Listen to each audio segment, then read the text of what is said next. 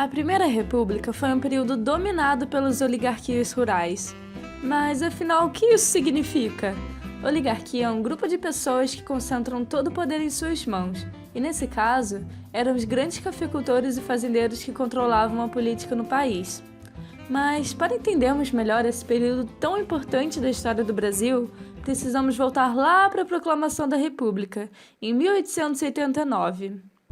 O Império de Dom Pedro II estava passando por várias crises institucionais. O poder era muito centralizado na capital, o Rio de Janeiro, e assim os fazendeiros paulistas estavam insatisfeitos com a falta de autonomia e investimentos que as províncias recebiam. Eles também já estavam boladíssimos com a abolição da escravidão, que os concedeu prejuízos financeiros, sem receber nenhuma indenização do Império. Os militares também não estavam gostando nem um pouco da situação. Muitos deles adotavam ideais positivistas, de uma república autoritária e modernizadora.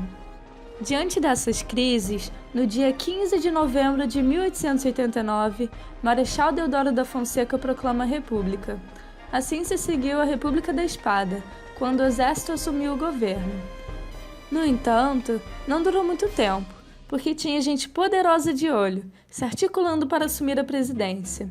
Dessa forma, a oligarquia cafeira paulista concorreu às eleições, tendo como principal representante Prudente de Moraes, que se tornou presidente em 1894. A partir daí, eles aproveitaram para implantar a política do café com leite, que era basicamente um revezamento de presidentes entre São Paulo e Minas Gerais, esquema que durou simplesmente 36 anos. Esse nome se dá pelas principais atividades econômicas dos estados. São Paulo era o maior produtor de café e Minas Gerais de leite. Mas, para se manterem no poder por tanto tempo, é claro que foram feitas muitas fraudes e manipulações no sistema eleitoral. Começando pela política dos governadores. As eleições eram muito interdependentes, ou seja, para alcançar o poder, os políticos dependiam um do outro, assim eles faziam alianças entre si.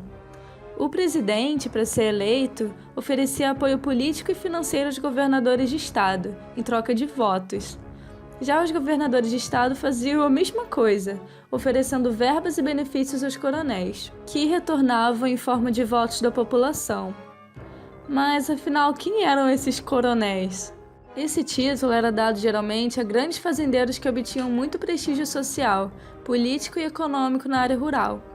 Eles eram tipo famosinhos onde viviam, exerciam influência sobre o povo e costumavam ser os chefes políticos. Eles usavam de seu poder para manter um curral eleitoral. Mas o que essa expressão significa? Ela compara os eleitores ao gado, porque são dirigidos pelos interesses da elite, sem poder ou instrução para se manifestarem. Os coronéis se mantinham pela ameaça e pela fraude. Eles falsificavam documentos, adulteravam as cédulas e vendiam votos em troca de pequenos interesses da população, que era de maioria muito pobre e camponesa. Essas práticas são chamadas de voto de cabresto ou clientelismo e funcionavam mais ou menos assim. Os coronéis faziam promessas de doar gado ou materiais de construção em troca do voto do povo. E se você não aceitasse essas condições ou traísse o cara na hora, ele ia ficar sabendo de qualquer jeito, já que o voto era aberto, e com certeza ia partir para a violência, contratando um cangaceiro para acabar com você no dia seguinte. Beleza, agora que você já entendeu como funcionava a política na República Oligárquica, vamos aprender sobre alguns dos fatos que marcaram ela desde seu início. Em 1902, um cara chamado Rodrigues Alves se torna presidente, como representante do estado de São Paulo.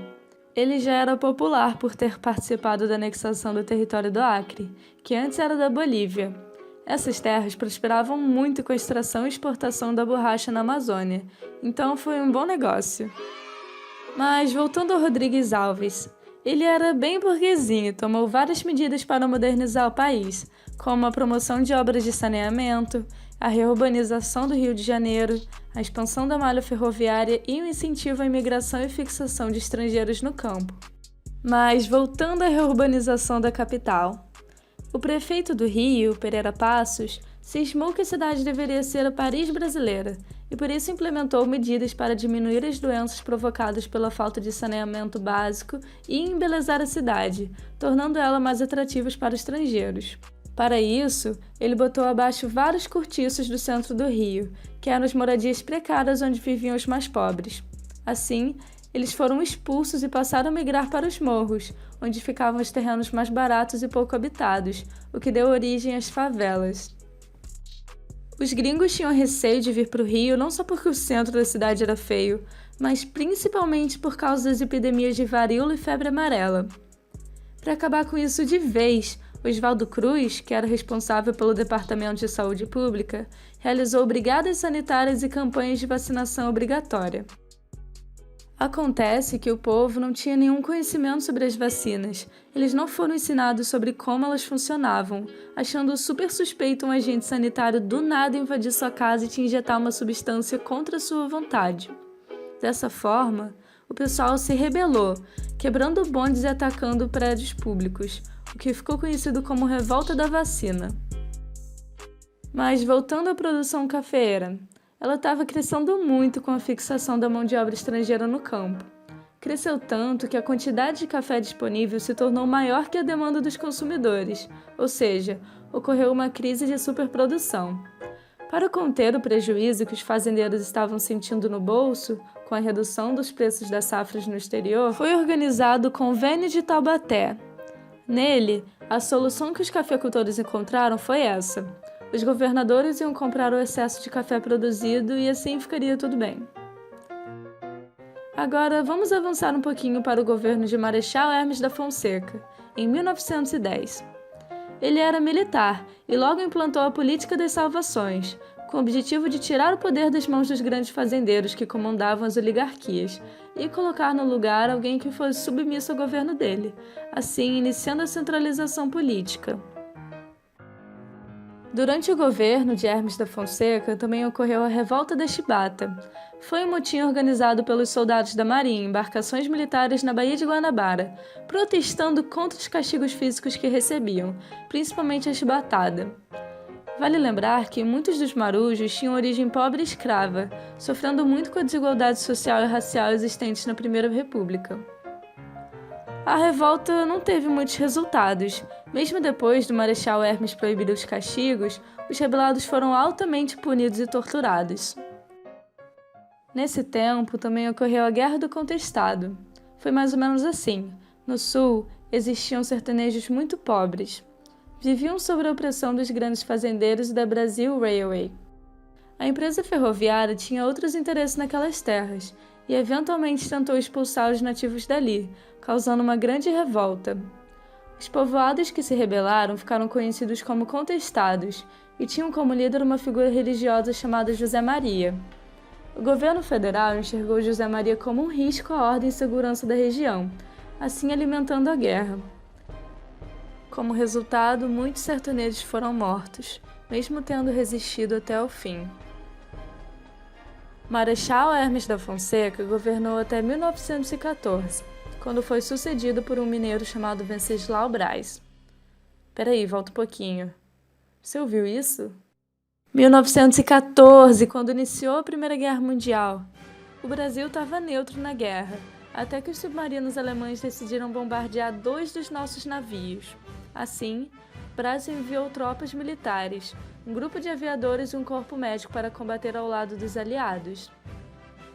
Mas, de volta ao território brasileiro, a economia cafeira foi muito impactada pela guerra. Mas você sabe por quê?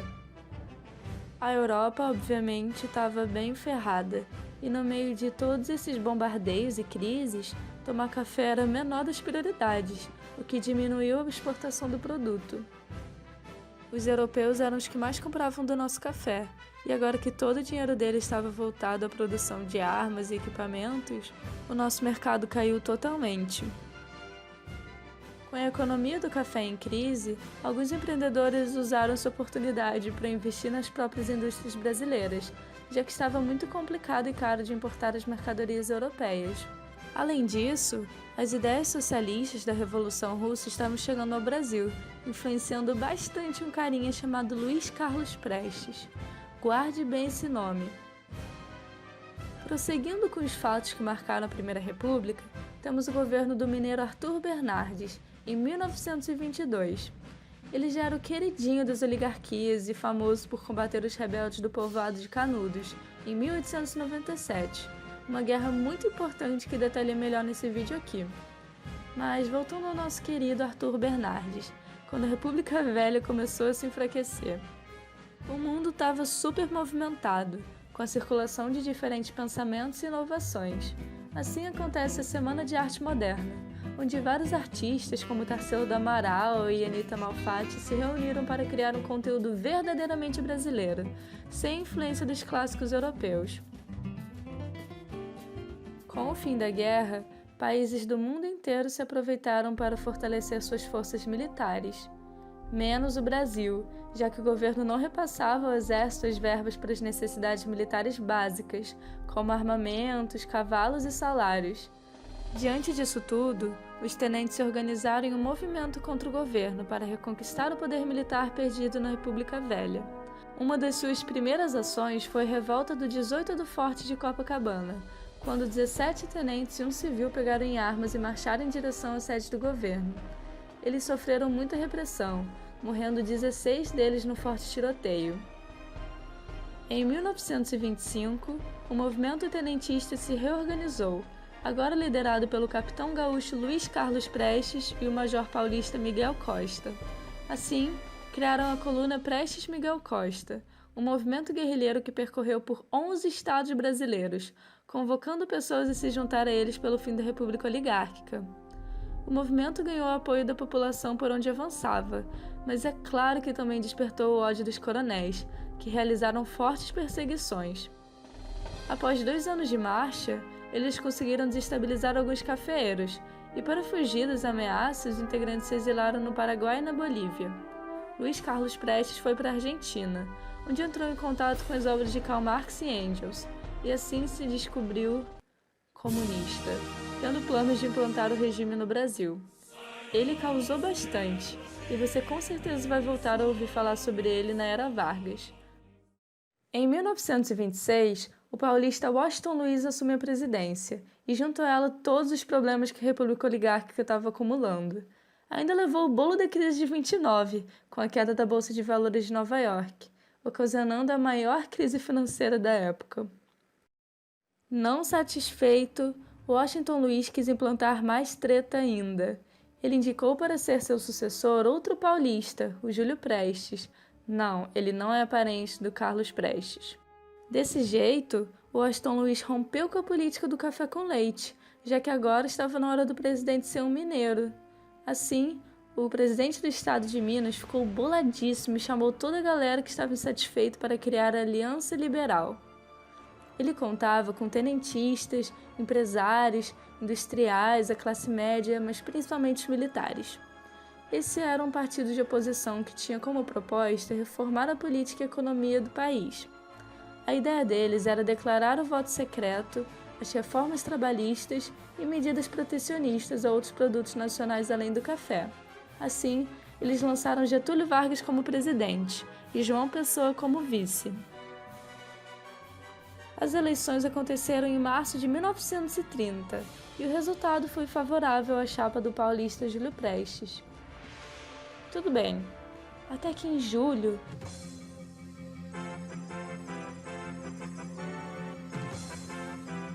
João Pessoa, o vice do Getúlio Vargas, é assassinado em uma humilde confeitaria. O responsável por seu crime foi Duarte Dantas, seu adversário político, que era um advogado e jornalista apoiado pelos coronéis. A partir desse acontecimento, a galera da Aliança Liberal se sentiu profundamente atacada e cheia de motivos para tomar o poder. Eles criaram uma rede de contatos militares para depor o Washington Luiz. Dessa forma, no dia 3 de outubro de 1930, eles ajudaram Getúlio Vargas a realizar um golpe de Estado e assim se tornar o próximo presidente.